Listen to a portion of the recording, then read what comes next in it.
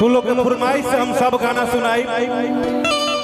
जिला लहका दे छतो पर खाड़ बन गली में आ जा लड़े खाती शेर से जिगर चाहे ढेर के। तमाम गाना भी ट्रेंडिंग में चल रहा है तू लोग का आशीर्वाद से। अब तू लोग बढ़ जाता हम न तथा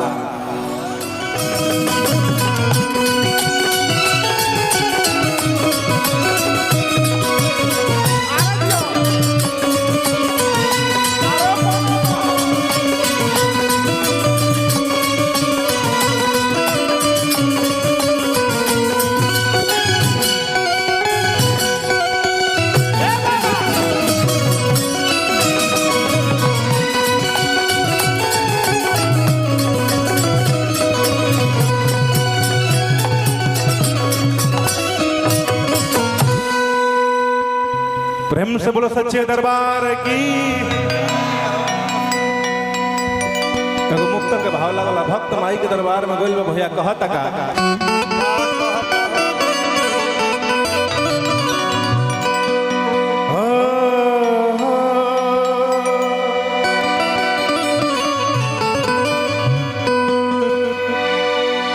कि जय हो मैया मैहर वाली कलकत्ते के काली।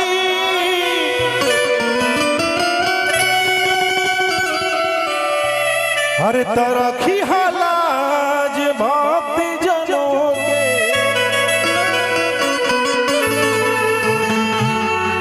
जय हो मैया से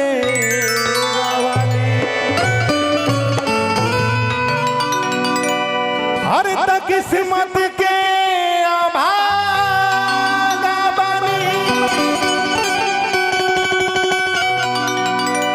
हर किस्मत के अभागा बनी।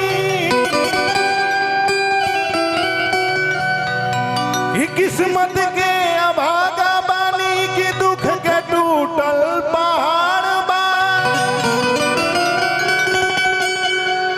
कि हैसा भाभी चिलाज के बचा लो माई।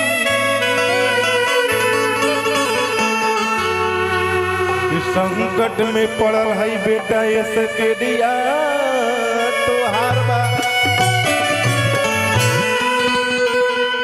लेकिन नहीं थोड़ा गमछा लगा गमछी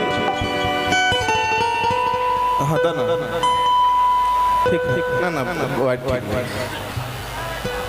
लेकिन कहल बा कि जौना उपलक्ष्य में जाए के चाहे वैसन गीत जरूर होके के चाहे। आज हमनी के श्राद्ध कर्म में आयल भैया ए दुनिया में जेकर बाप मतारी नहीं खे ये कुछ नहीं जहाँ तक हमार सोच